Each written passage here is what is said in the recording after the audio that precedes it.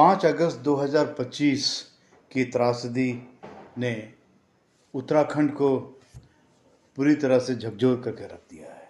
अगर मैं पिछले 10 सालों या 10-12 सालों की घटनाओं का जिक्र करूं हिमालय में, तो ये सारी घटनाएं का फोर्स एम्प्लीफिकेशन हम जो कहते हैं वो मानव जनित है।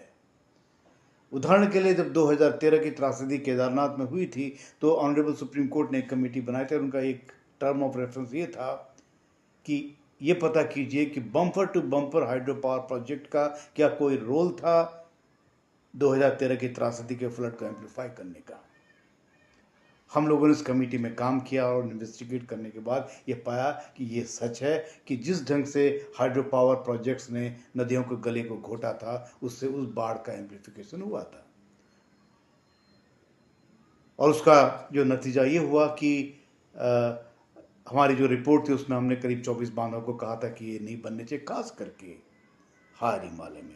वही हार हिमालय जहाँ आज धराली उस त्रासदी से जूझ रहा है, वही हार हिमालय जहाँ आपका रेनी या ऋषि गंगा का जो डिजास्टर था 2021 7 फरवरी का जूझ रहा था। ये वही डिजास्टर है जो कि जोशीमठ आज भी जूझ रहा है। कहने का मतलब ये है कि हार हिमालय की जो घाटियां हैं, हमने अपने रिपोर्ट में 2013 में कहा था कि काफ़ी संवेदनशील हैं। उसके जियोलॉजिकल इंट्रिकेसीज में मैं नहीं जाना चाहता हूँ।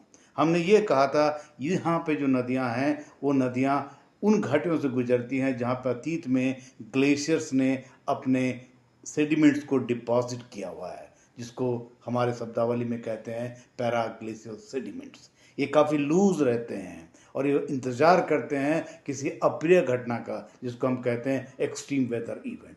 वो जब भी ट्रिगर होता है ये सारे के सारे मलबा जो नीचे की तरफ घाटियों में चलता है, और अगर घाटियों में कोई अवरोध नहीं है तो इसका इम्पैक्ट काफ़ी कम होता है मानव पे और इंफ्रास्ट्रक्चर पे। पर दुर्भाग्य से ऐसा हो नहीं रहा है।